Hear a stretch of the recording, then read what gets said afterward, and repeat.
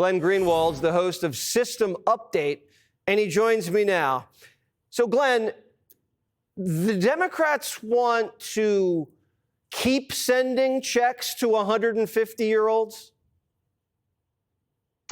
I think the dynamic here, Jesse, is that there is this part of our government that is completely unaccountable to the elected officials who are supposed to govern our country, that you call the administrative state, you call the deep state. Really, there are both of them. And they operate completely unto themselves. This is why when DOGE shows up at U.S. aid, their argument and posture is, how dare you from the White House come and try and scrutinize what we're doing? And this is the way that Washington really runs. You can vote for one party or the other, and these same agencies are off on their own doing the real business of the government without anyone really knowing. And this is what is being threatened. And I think this is the reason why Democrats are so upset and so angry, because so much of this is now being exposed. And this is what has been so crucial to carrying out an agenda that has nothing to do with the American people or what they vote for, which is this huge part of the government that just does what it wants without accountability. So now, having said that, I do think that in terms of the savings part of it, Steve Bannon makes a very good point, and it's what Jon Stewart alluded to in that clip you just showed. Steve Bannon says, unless you cross the Potomac and go to the Pentagon, where we spend about $1 trillion a year in completely unaccounted for money, you're never going to really save the kind of money that would make a dent in the American debt or the American deficit. But this is the framework that we're starting with that will show how that can be done. Well, we're going to get to the Pentagon. I want to get to the Pentagon. Pete Hegseth says, come on in. We want to pass an audit. We'll open the books.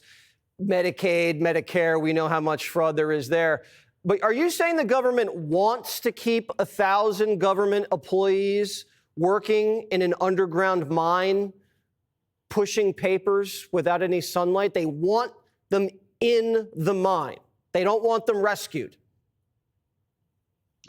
I think that when you have a ruling class power center that hasn't been challenged for decades, they expect that they will be able to continue to exercise power without anyone really stopping them. Look at how many campaigns we've had, presidential campaigns, where the winning candidate has promised to come in and change the way Washington works. That was Bill Clinton's appeal. That was Barack Obama's appeal. That was Donald Trump's primary appeal. And up until now, people promise it. And even if they try, it really never gets done because these institutions are more powerful than our elected officials.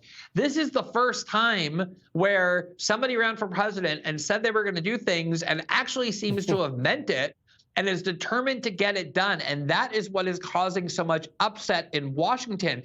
It's not really about the mines or the payments to 150-year-olds. It's about the fact that as long as this system gets to function with nobody trifling it, with nobody bothering with it, think about the power that vests. They stay outside of the democratic system, and it gives immense power to Washington, and that's what's being disturbed. Yeah, they want to run on change and then not change anything. And Trump screwed up that whole proposition. All right, Glenn, it's great to talk with you. We're going to send Johnny down the mine shaft to rescue some of those workers. We really care about working conditions in this country. That's very generous, Jesse. Thanks. Thank you so much.